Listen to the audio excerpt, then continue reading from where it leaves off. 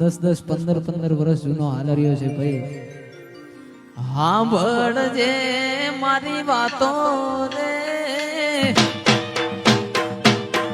હાય મહારાજ મોટી મોટી મૂછો વાળા સાંભળજે મારી વાતો રે